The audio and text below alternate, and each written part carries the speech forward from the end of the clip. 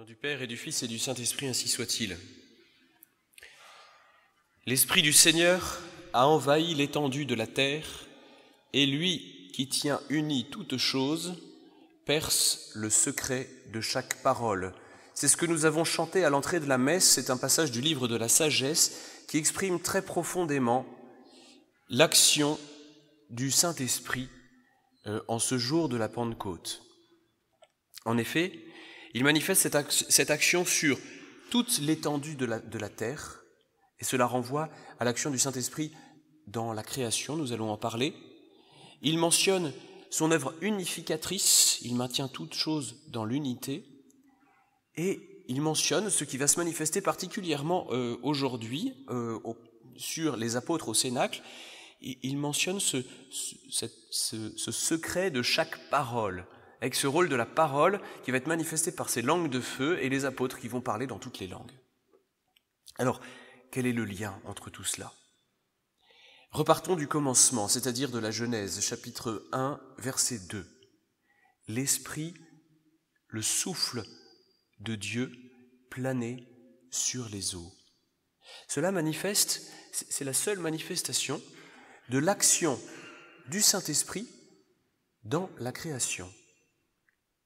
Évidemment, cette création, c'est une œuvre commune des trois personnes de la Sainte Trinité, mais chaque aspect de cette œuvre créatrice est approprié à l'une ou l'autre des personnes.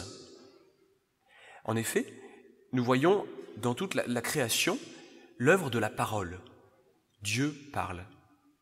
Il dit que la lumière soit, et la lumière fut. Et il y a une efficacité de sa parole. Évidemment, cette parole, elle renvoie, ça n'est pas encore très accessible aux Hébreux de l'Ancien Testament, mais elle renvoie au rôle du Verbe dans la création. C'est un rôle qui distingue. C'est bien cela la création. Il y a d'abord distinction du jour et de la nuit, distinction de la terre et de la mer, et ainsi de suite. Et effectivement, dans l'ordre de la connaissance, vous voyez, comment connaissons-nous les choses ? Nous les connaissons en les distinguant, en distinguant le vrai du faux, le noir du blanc, et ainsi de suite. Et comme ça, la connaissance est claire. Et effectivement, dans la Sainte Trinité, l'œuvre du Verbe, c'est une œuvre de connaissance. Eh bien, l'œuvre du Saint-Esprit, plus discrète dans la création, ne se manifeste qu'au tout début. Parce que c'est une œuvre d'unité. C'est avant toute distinction, avant toute séparation, avant toute ornementation apportée par l'œuvre créatrice, le Saint-Esprit est là. Il maintient tout dans l'unité. Et on comprend que ça correspond à la place du Saint-Esprit dans la Sainte Trinité, qui est celle de l'amour. L'effet de l'amour n'est-il pas précisément d'unir, de maintenir dans l'unité ? Eh bien, c'est cela qui s'est réalisé dans la création. Le Saint-Esprit maintenait tout dans l'unité. Hélas, cette action du Saint-Esprit dans la création a été non pas détruite, mais a été abîmée par le péché de l'homme. Le péché de l'homme a rompu. Lui, il était le maillon essentiel de cette unité. Par le péché, en se séparant de Dieu, il a rompu cette unité qui se trouvait dans toute la création. Et cela se manifeste en particulier dans un épisode de l'Ancien Testament, cette division semée entre les hommes, c'est l'épisode de Babel. À Babel, eh bien, c'est comme si les hommes avaient voulu, par leur propre force, de leur propre initiative, rétablir cette unité entre le ciel et la terre. Élever une tour qui monte jusqu'au ciel. Œuvre extrêmement orgueilleuse. Un péché de plus ajouté à ceux déjà commis par Adam et Ève et puis leurs descendants. Et la sanction a été, eh bien, celle de la division des hommes par la division des langues. Et bien précisément, aujourd'hui, le jour de la Pentecôte, lorsque le Saint-Esprit se manifeste au Cénacle, il va mener l'œuvre contraire. Cette fois-ci, ce n'est plus à l'initiative des hommes, c'est à l'initiative de Dieu. Et Dieu, lui, de son propre mouvement, va commencer à rétablir pleinement cette unité de toute la création. Et évidemment, puisque l'homme était le maillon essentiel, c'est par l'homme qu'il va commencer. Et donc, en donnant ce don des langues aux apôtres, le Saint-Esprit va donner à l'Église commençante ce pouvoir, ce rôle même, de rétablir l'unité entre les hommes et au-delà même de rétablir l'unité de toute la création. Voilà donc ce qui se joue à la Pentecôte. Mais ce don des langues dont ont bénéficié les apôtres, il ne semble pas que vous et moi en bénéficions. C'est-à-dire que cette œuvre, ce charisme qui a été donné ce jour-là, il a été donné pour le lancement de l'Église. Mais ensuite, eh bien, c'est une autre action du Saint-Esprit, et une action plus en profondeur, qui est une action commune à tous les chrétiens, qui doit retenir notre attention. Ce n'est pas un hasard si le Saint-Esprit a été donné aux apôtres le jour de cette fête de l'Ancien Testament qui était la Pentecôte. Que commémorait-on à cette fête-là, 50 jours après la Pâque ancienne? Eh bien, c'était le don de la loi sur le mont Sinaï. C'est cela qu'on commémorait, c'est cette raison qui attirait tous les Juifs de toutes les nations à Jérusalem, comme les apôtres qui étaient revenus de Galilée, et spécialement pour fêter cette fête-là, qui était l'une des 3 plus grandes fêtes de l'année liturgique de l'Ancien Testament. Eh bien, il y a un parallèle entre la Pentecôte ancienne et la Pentecôte nouvelle. Et cela avait été annoncé par les prophètes. Sur le Sinaï, Dieu a donné une loi, il l'a gravée dans la pierre. Eh bien, la loi nouvelle, celle qui se révèle pleinement, qui prend tout son sens et toute sa profondeur au moment de la Pentecôte, Dieu a dit qu'il la graverait non pas dans la pierre, mais dans les cœurs. C'est donc à ce niveau-là que se situe l'action essentielle du Saint-Esprit. Ce n'est pas une question de langue seulement, c'est beaucoup plus profond. Et quand nous disons les cœurs, il s'agit des profondeurs de l'âme. Voilà le niveau auquel intervient le Saint-Esprit pour les apôtres, pour la Sainte Vierge, pour tous les disciples qui se trouvent rassemblés au Cénacle, et ensuite qui va être communiqué à toute l'Église, à tous les chrétiens, par le sacrement de baptême et renforcé par le sacrement de confirmation. Cette action donc du Saint-Esprit, elle nous concerne tous. Et si nous ne sommes pas tous appelés à parler dans les langues, en revanche, nous sommes tous appelés à connaître et à adhérer à cette action du Saint-Esprit au plus profond de nos cœurs, au plus profond de nos âmes.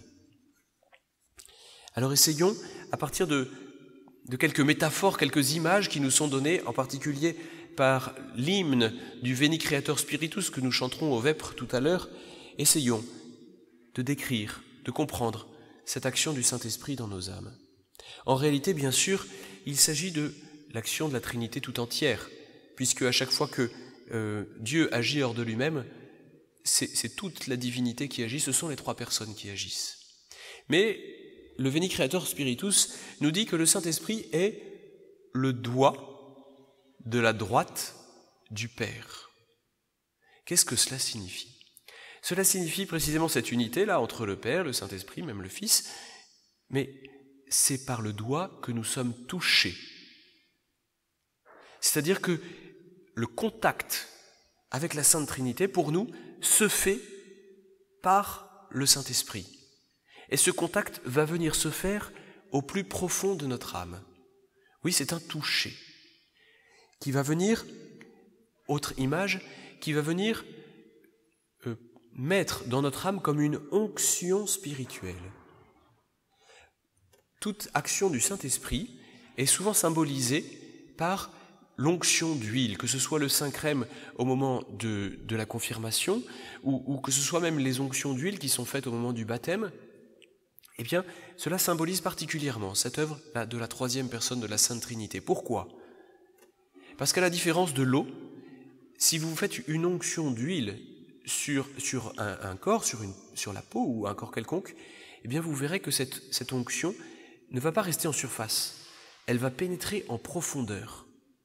Et c'est bien cela l'action du Saint-Esprit. Vous voyez, l'action de notre Seigneur Jésus-Christ a été de donner la révélation par sa parole, par son exemple, mais c'était encore très extérieur. Il y avait encore quelque chose d'inachevé dans la promulgation de cette loi nouvelle. Et ce qui va faire pénétrer dans la profondeur des âmes, des cœurs, ce que nous a enseigné Jésus-Christ et les exemples qu'il nous a donnés, c'est le Saint-Esprit. C'est ce qui manquait aux apôtres lorsque le jour de l'Ascension, ils demandaient à notre Seigneur « Est-ce que c'est maintenant que vous allez rétablir le royaume d'Israël ?» Il leur manquait cette pénétration. Voici ce que va nous donner le Saint-Esprit. Et alors, lorsque le Saint-Esprit pénètre ainsi au fond de nos âmes, au fond de nos cœurs, il va être, selon encore une parole du cantique du Veni Creator Spiritus, il va être une source vive. C'est-à-dire que ce n'est pas seulement une action ponctuelle, c'est quelque chose de permanent, qui émet en permanence, qui est source de la vie, de la vraie vie de nos âmes. Déjà dans la création, autre manifestation que l'on pouvait discerner, en tout cas à la lumière du Nouveau Testament, lorsque la vie est donnée à Adam, c'est par un souffle. Qu'est-ce ce souffle? Sinon, une image, une figure de l'action du Saint-Esprit. Ce souffle qui va pénétrer l'intérieur de cette matière inerte de laquelle avait été modelé Adam pour donner vie. Vie non seulement naturelle, mais surnaturelle. Donc le Saint-Esprit est source vive. Et alors comment cette source jaillit-elle au plus profond de nos âmes? Par la grâce. La grâce, c'est cette participation permanente qui nous est donnée à la vie de la Sainte Trinité. Et elle nous est donnée par le Saint-Esprit. Et cette grâce va se diffuser dans notre âme, comme l'huile se diffuse dans notre corps lorsque nous y faisons une onction. Comment va-t-elle se diffuser? D'abord, par les vertus. Les vertus qu'on appelle infuses, c'est-à-dire qui sont placées directement à l'intérieur. La foi, l'espérance, la charité, même toutes les vertus morales que nous pouvons avoir de façon naturelle en pratiquant les actes de ces vertus, mais qui nous sont données de façon surnaturelle, infuses, d'une façon plus profonde, par la grâce, par le Saint-Esprit, qui va donc se diffuser dans tout notre être qui est divisé, qui est décomposé à la suite du péché, qui a perdu son unité, et unité qui va être rétablie, cohésion qui va se faire entre toutes nos facultés grâce à ces vertus. Les vertus de tempérance, vertus de force, qui vont venir unifier toutes nos passions qui ont tendance à nous faire partir dans toutes les directions, et qui vont être unifiées ensuite sous la vertu de charité.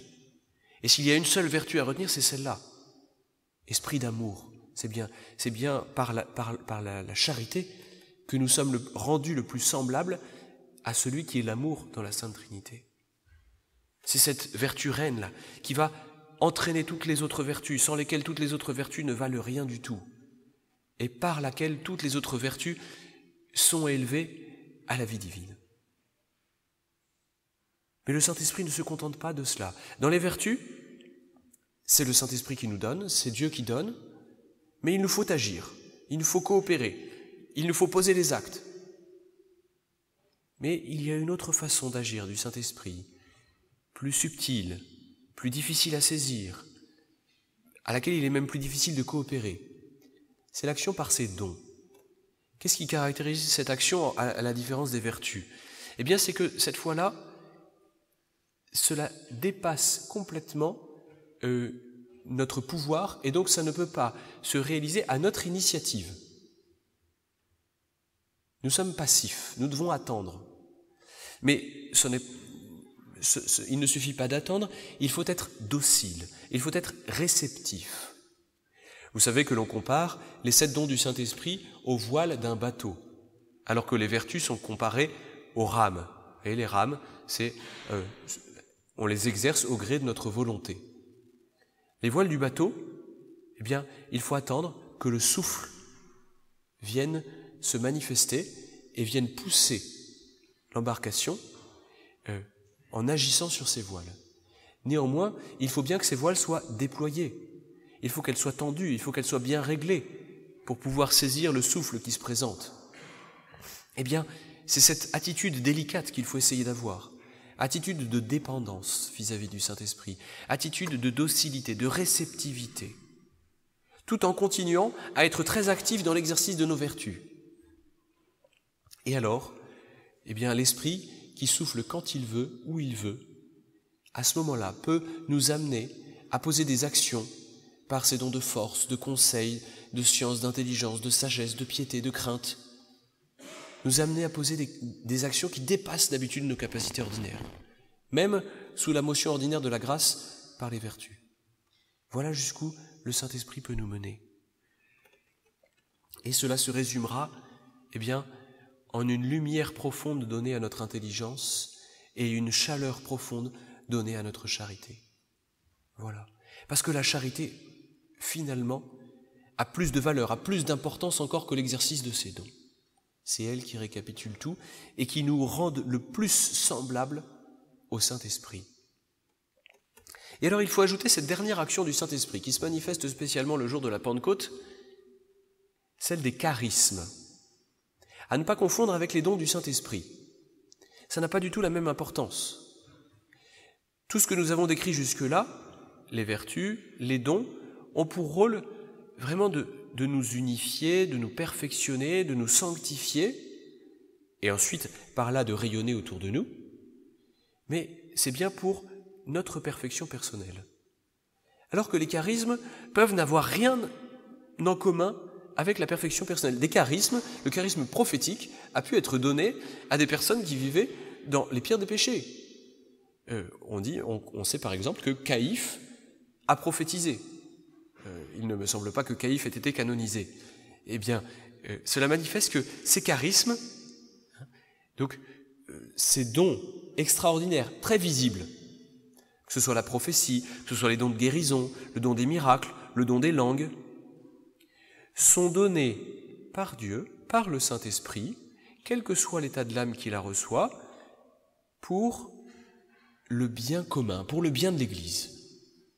Alors là, pour l'Église naissante, il fallait des choses qui illustrent de façon très visible l'action du Saint-Esprit, afin de constituer ce premier noyau de chrétiens. Et en une journée, Saint Pierre va baptiser 3000 chrétiens. Ces charismes-là ne sont que peu de choses, n'ont que peu d'importance en comparaison de l'action beaucoup plus discrète, beaucoup plus subtile des vertus, de la charité et des dons. Ils sont donnés, là aussi, par Dieu, quand il veut, comme les dons. Ça ne se fait pas, ça ne se met pas en œuvre selon notre bon vouloir. Et dès que vous voyez des personnes qui prétendent être douées de certains charismes et prétendent en faire œuvre comme si elles en avaient la maîtrise complète, méfiez-vous. Dans le domaine des charismes, le démon est roi pour singer les charismes que Dieu donne et faire illusion par des prodiges.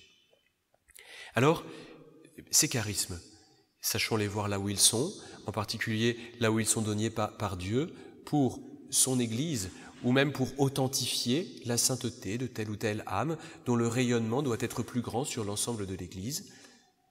Mais ces charismes, finalement, ne nous intéressent que peu, en comparaison de cette action profonde du Saint-Esprit dans nos âmes. C'est cela qu'il faut rechercher, c'est cela qu'il faut désirer, c'est ce désir-là qu'il faut renouveler aujourd'hui. Et cela aura toujours pour effet, c'est à cela d'ailleurs que l'on reconnaîtra toujours l'action du Saint-Esprit, ça aura toujours pour effet de nous amener à une connaissance et à un amour plus profond du Père et du Fils. Ça nous intègre dans cette vie trinitaire. Et si nous opérons, si le Saint-Esprit opère en nous cette unité qui va avoir pour effet une profonde cohésion de notre être spirituel, qui aura pour effet une profonde force spirituelle, alors nous serons capables de rayonner d'autant plus et d'établir cette unité autour de nous, d'établir l'unité entre les hommes, c'est-à-dire la paix, d'établir l'unité dans la création tout entière. Et finalement, ce sera cela le fruit le plus profond du Saint-Esprit, le fruit le plus large. Ce sera la vraie paix et la vraie écologie. C'est ça, établir par notre union avec Dieu, établir l'union dans toute la création pour ramener toute la création à son Créateur. Voilà ce qui est attendu de nous. Et voilà ce que nous demanderons au Saint-Esprit aujourd'hui, Au nom du Père et du Fils et du Saint-Esprit, ainsi soit-il.